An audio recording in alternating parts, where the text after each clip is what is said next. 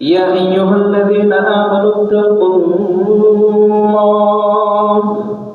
حق تقاته ولا تموتن إلا وأنتم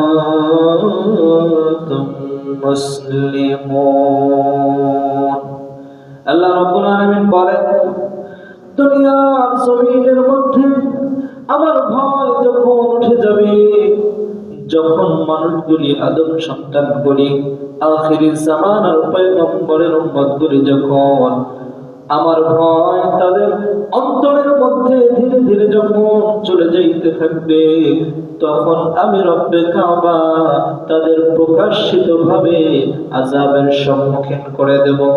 ঠিক যেমন ভাবে বর্তমান সময়ের দিকে নজর করলে দেখা যায় আল্লাহ পাক যে আমাদেরকে আযাবের সম্মুখীন, বাস্তবিক দিকে আল্লাহ তাআলার আযাবের সম্মুখীন যে আমরা হচ্ছিলাম, তার বাস্তবিক প্রমাণ হলো বাংলার জমিনের মধ্যে আল্লাহ পাক রব্বুল আলামিন প্রকাশিত ভাবে ভয়াবহ ভূমিকম্প দিয়ে আমাদেরকে টের পাওয়ায় দিলেন, হে আদম সন্তান, দুনিয়ার জমিনের মধ্যে তোমরা যেইভাবে নাফরমানি শুরু করে দিয়েছো, যেইভাবে তোমরা আমার অবাধ্যতা করা শুরু করে দিয়েছো, এই কারণে তোমাদেরকে সতর্ক করবার জন্য আমি আল্লাহ তাআলা প্রকাশিত ভাবে আযাবের সম্মুখীন করে দিলাম।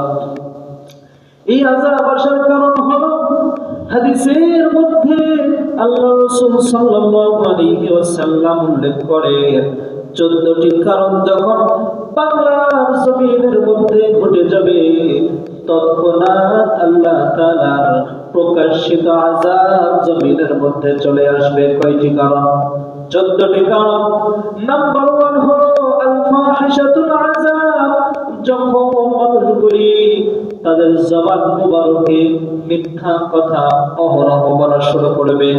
নাম্বার 2 হলো মহিলা মানুষকে যখন তার স্বামীরা কন্ট্রোল করতে পারবে না।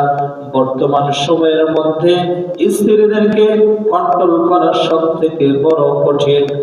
প্রত্যেকটি পরিবারের অবস্থা এমন, সংসারের মধ্যে পরিবারের মধ্যে যে স্বামীরা মহিলাদেরকে নেতৃত্ব দিবে, কিন্তু ওই জায়গাতে প্রত্যেকটা ফ্যামিলির মধ্যে তার স্ত্রীরাই স্বামীদেরকে নেতৃত্ব দেয়।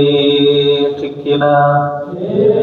এর কারণ বোঝা গেল বর্তমান সময়ে আল ফাসাদাতুল আবওয়াব, তারা কি করবে?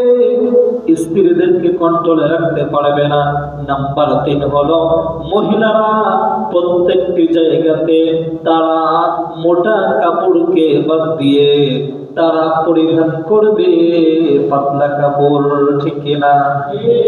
বর্তমান সময়ে দেখা যায় যে মা বোনদেরকে মোটা কাপড় পরিধান করানোর কথা ছিল, কিন্তু আজকে এত শর্ট করতে করতে করতে করতে বর্তমান সময়ে দেখা যায় বুকের ওড়না, মাথার ওড়নাটাও পর্যন্ত তাদের শরীরে নাই। ঠিক কিনা? এই কারণে আল্লাহ পাক রব্বুল আলামিন এই সমস্ত 14টি কারণ আমাদের মাঝে ঘটিয়ে গিয়েছে, যার ফলে বাস্তবিকভাবে আমরা আযাবের সম্মুখীন হয়ে যাচ্ছি। আল্লাহ পাক আমাদেরকে হেফাজত করুন, আমিন। সমস্ত বালা মুসিবত থেকে আল্লাহ রাব্বুল আলামিন আমাদের সহ গোটা বিশ্বের মুসলিম জাতিদেরকে হেফাজত করুন, পড়ছি আমিন।